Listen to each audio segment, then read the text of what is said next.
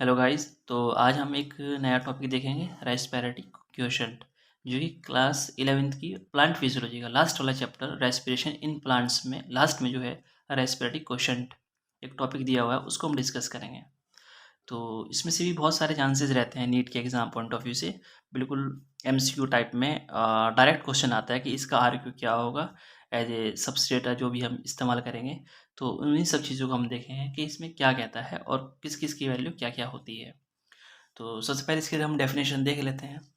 तो डेफिनेशन में कह रहा है कि the ratio of the volume of CO2 evolve to the volume of oxygen consumed in respiration called respiration quotient. तो इसमें ये कह रहा है कि ये वाला रेशियो होता है जिसमें कि वॉल्यूम ऑफ ऑक्सीजन निकल रहा है, इवॉल्व हो रहा है, डेवलप हो रहा है to the volume of oxygen consume. जो ऑक्सीजन हमने लिया है एज ए रेस्पिरेशन और जो CO2 डेवलप हुआ, इवॉल्व हुआ है, उसी का रेशियो को हम रेस्पिरेशन क्वोशंट कहते हैं। तो इसी हिसाब से इसका फॉर्मूला ही बन जाएगा RQ का। तो वॉल्यूम ऑफ CO2 इवॉल्व और upon volume of O2 consume. ठीक है। बहुत सारी इसमें ये जो फॉर्मूला है देखने में तो बड़ा आसान लगता है, लेकिन जब एग्ज़ाम में बैठते हैं तो उसमें मेंटलिटी प्रेशर बहुत ज़्यादा रहता है। तो इसको हम हमेशा याद रखना है कि CO2 हमेशा ऊपर आएगा, ना कि नीचे आएगा। तो कन्फ्यूज़ करने के लिए एक 4-5 ऑप्शन दे देगा आपको नीट एग्ज़ाम में, तो लेकिन उसी में कन्फ्यूज़ हो जाएंगे कि CO2 ऊपर था कि नीचे था। तो इसको हमेशा याद रखना है, जो कंज़्यूम हो रहा है वो नीचे है। तो कंज़्यूम क्या होता है? ऑक्सीजन होता है। और इवॉल्व क्या हो रहा है? CO2। जैसे हम भी रेस्पिरेशन, जैसे हम रेस्पायरेशन करते हैं, इंस्पायरेशन जो भी वैल्यू होती है, ठीक है? तो उसमें हम अगर हम अपना एग्ज़ाम्पल लेंगे तो ऑक्सीजन हम क्या करते हैं? ऑक्सीजन कंज़्यूम करते हैं और CO2 निकालते हैं। तो आप ऐसे भी इसको याद रख सकते हैं। तो इसमें ठीक है, इसमें फिर ये आगे एक पॉइंट और दे रखा है, ये भी देखते हैं। RQ depends upon the type of respiratory substrate, ठीक है, यूज़ ड्यूरिंग रेस्पायरेशन। तो कहने का मतलब ये है कि आरक्यू जो है डिपेंड करता है कि आप कौन सा रेस्पिरेटरी सबस्ट्रेट यूज़ कर रहे हैं ड्यूरिंग रेस्पायरेशन। जो भी आप रेस्पायर कर रहे हैं उसमें कोई भी ये कहने का मतलब है कि डिपेंड करता है RQ respiratory substrate use during respiration. जैसे कि अलग अलग एग्जाम्पल हैं, उसको नीचे देखेंगे। तो सबसे पहले एग्जाम्पल ले लेते हैं कार्बोहाइड्रेट्स। कार्बोहाइड्रेट्स में जैसे कि ग्लूकोज, ठीक है। तो ये ग्लूकोज का है, ग्लूकोज का फॉर्मूला है C6H12O6, ठीक है, C6H12O6। तो नीचे जैसे हम देखते हैं इसकी हम अगर रिएक्शन कराएं इन एरोबिक रेस्पिरेशन में C6H12O6 और इसकी हम रिएक्शन होगी तो 6CO2 इवॉल्व होगा और 6 वाटर मॉलिक्यूल्स प्लस एनर्जी। तो जब हम इसको पूरा का पूरा हम इसको बैलेंस करेंगे तो यहाँ पे C6 यहाँ से आ जाएगा, 6 यहाँ पे आ जाएगा। ये आपने केमिस्ट्री में पढ़ा होगा। तो हम इसका जब आर्ग्यू करेंगे तो 6CO2 इवॉल्व होगा और C6O2 जो है कंज्यूम होगा। तो इसकी जो वैल्यू आ जाएगी 1 आ जाएगी। तो अब आप देखिए इसमें बहुत आसान दिख रहा है ये, लेकिन इसमें एक क्वेश्चन कैसे बन सकता है कि किस आरग्यू की वैल्यू 1 होती है। ऐसे भी क्वेश्चन पूछ लेगा नीट में एग्जाम में।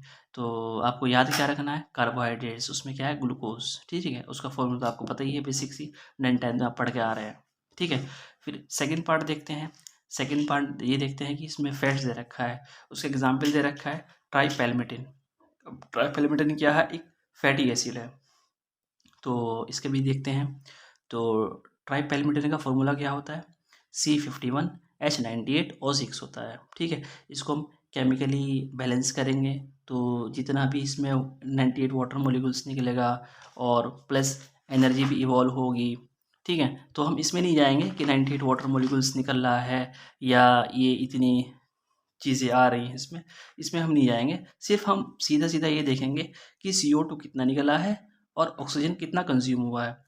तो इवॉल्व कितना हुआ है? CO2 102 अपॉन 145 ऑक्सीजन कंज्यूम हुआ है। तो अगर हम इसका डिवाइड करेंगे तो ये आएगा 0.7, ठीक है। अब इसी को 0.7 को हम दूसरी लैंग्वेज में हम कैसे कह सकते हैं? Fats have less than 1 RQ। Respiratory quotient जो होता है लेस देन 1 होता है उसका, ठीक है। तो चलिए इसके बाद हम एक और एग्जाम्पल देखते हैं फैट्स के बाद में। इसके बाद आता है कि एक और एग्जाम्पल प्रोटीन्स का आता है, जो कि बहुत बहुत ज़्यादा इंपॉर्टेंट है ये वाला। प्रोटीन का एग्जाम्पल जो है बहुत ज़्यादा इंपॉर्टेंट है। तो अगर हम ऐसे इसको सबस्ट्रेट हम यूज़ करें प्रोटीन्स को, तो इसका जो आर क्यू होता है लेस देन 1 ही होता है, जिसकी वैल्यू होती है 0.9, 0.9 के लगभग होती है, ठीक है। और इसमें फिर एक एक पॉइंट और भी कह रहा है ये, प्योर प्रोटीन्स एंड और pure fats are never use as respiratory substrate. ये आपको पॉइंट याद रखना पड़ेगा। इसका मतलब कहने का ये है कि जो भी प्योर प्रोटीन्स होते हैं एंड प्योर फैट्स जो होते हैं वो कभी भी रेस्पिरेटरी सबस्ट्रेट का इसमें हम यूज़ नहीं करते हैं, मतलब यूज़ ही नहीं होते हैं, वो हम क्या यूज़ ही नहीं होते हैं, ठीक है। तो ये भी एक स्टेटमेंट दे देगा कि कौन सा 4-5 स्टेटमेंट देगा, उसमें एक स्टेटमेंट ही भी डाल देगा नेट एग्जाम में, ठीक है। एमसीक्यू में डाल दे या कैसे भी दे दे आपको, तो इसको आपको ये वाला पॉइंट भी आपको याद रखना पड़ेगा, ठीक है। तो प्रोटीन्स के बाद हम देखते हैं ऑर्गेनिक एसिड। तो गाइस ऑर्गेनिक एसिड देख रहे थे हम, तो इसमें ऑर्गेनिक एसिड में जैसे कि हम ले लेते हैं मैलिक एसिड, इसका फॉर्मूला देख लेते हैं C4H6O6। तो इसके हम रिएक्शन कराएंगे in the presence of oxygen, तो इसकी जो रिएक्शन होगी CO2 प्लस HH2 वाटर निकल जाएगा। तो इसमें जो इवॉल्व हो रहा है 4 मॉलिक्यूल्स ऑफ CO2 इवॉल्व हो रहे हैं, और कंज्यूम कितना हो रहा है oxygen, 3 molecules of oxygen consume हो रहे हैं। तो इसका रेस्पिरेटरी क्वोशिएंट अगर हम निकालेंगे तो 1.3 हो जाएगा। इसका मतलब है कि 4/3 हो जाएगा ये, ठीक है। 4 CO2 आ गया, 3 ऑक्सीजन से आ गया, तो इसका जब हम डिवाइड करेंगे इसको तो 1.3 आएगा इसका।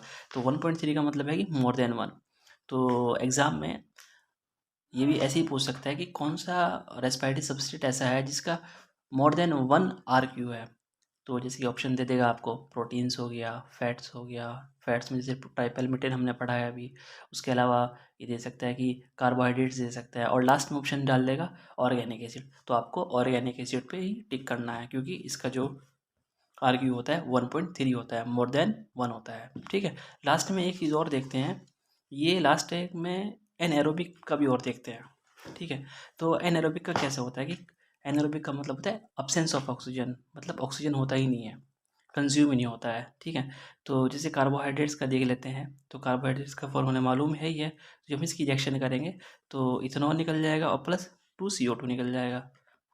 तो यहाँ पे तो ऑक्सीजन है ही नहीं है, तो इसका जब अगर हम आर्ग्यू हम इसका निकालेंगे, तो आर्ग्यू जब हम निकालेंगे तो इसका 2CO2 जो निकल रहा है, ऑक्सीजन यहाँ पे है ही नहीं है, तो यहाँ पे ज़ीरो पुट कर देंगे।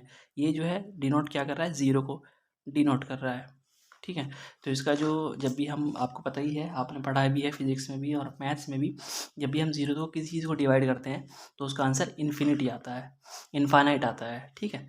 तो ये जितने भी हमने डिस्कस किए हैं, कार्बोहाइड्रेट्स हमने डिस्कस कर लिया, यहाँ पे फैट्स कर लिया, protein, organic acid, and last में एनारोबिक कर लिया। तो एक बार हम इसको और अच्छे से रिवाइज कर लेते हैं रेस्पिरेटरी क्वेश्चन को। जैसे कि हम शॉर्ट में अगर हम इस चीज़ को देखें, तो कार्बोहाइड्रेट्स का हमने जिससे पढ़ा, आर्ग्यू कितना होता है 1 होता है, फैट्स का 0.7। इसको हम याद कैसे रख सकते हैं फैट्स को, तो ये एफ है, इसका जब हम एफ को अपोजिट करेंगे तो 0.7 आ जाएगा, 7 दिखेगा। फैट्स को अगर हम अपोजिट करेंगे तो 7 दिखेगा, ठीक है। पी है प्रोटीन, तो पी को अगर हम अपोजिट करेंगे तो 9 की तरह दिखेगा, ये 9 आ जाएगा, ऐसे अपोजिट डालेंगे तो ये भी याद हो गया। ऑर्गेनिक एसिड जो होता है वो मोर देन 1 होता है, ये आपको याद रखना पड़ेगा। और एनएरोबिक जो होता है उसका जो, उसमें ऑक्सीजन होती ही नहीं है, तो जब ऑक्सीजन ही नहीं होती है तो उसका आंसर क्या हो जाएगा, इनफाइनाइट हो जाएगा, ठीक है। Okay, thank you.